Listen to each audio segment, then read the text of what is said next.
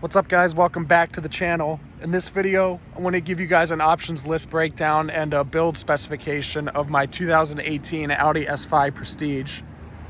I did a similar video to this maybe a year or so ago with my 2017 BMW 340i, and a lot of people liked that video, especially because it was a manual and had a really rare color combination.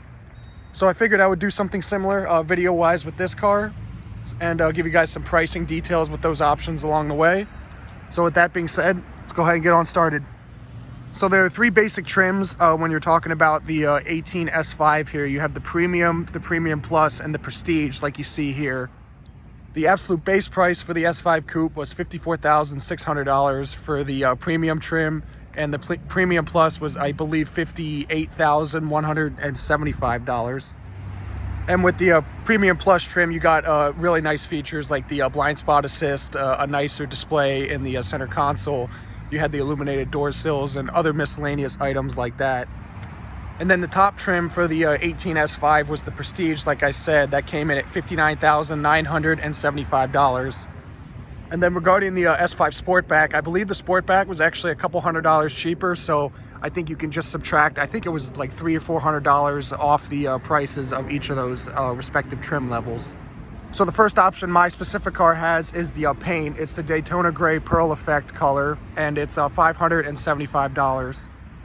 It's not a bad color. It's definitely a lot better in direct sunlight. I actually think the best color for the S5 is that Navarro blue, that really dark blue that looks absolutely amazing, but this is a good color nonetheless. It hides dirt pretty well, which is nice. And the next package on my car is the S Sport package for $2,500, and that includes the red painted brake calipers on the front with the S logo, and on the rear as well.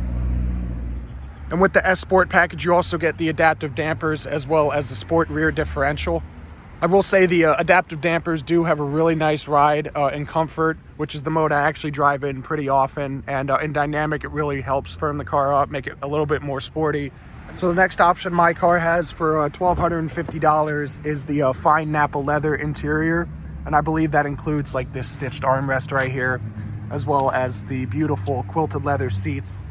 I believe in the Premium and Premium Plus trims, this center section is actually Alcantara, as well as for the rear seats, that center section is Alcantara as well. The full leather interior was an important option for me. Like I said in my full tour video, I did not want the Alcantara in the center sections because I just feel like it gets really dirty really quickly. The next option on the interior here are the Carbon Atlas inlays. You can see they're on the door here, on the dashboard that runs actually across the length of the dashboard, and on the passenger as well. The center console, that was $500 and well worth it in my opinion. The next package on the interior here is the Driving Assistance Plus package for $1,800.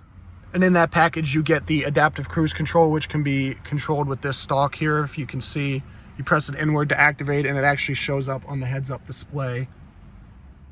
And you can adjust the following distance down here, set and cancel it, as well as accelerate and decelerate.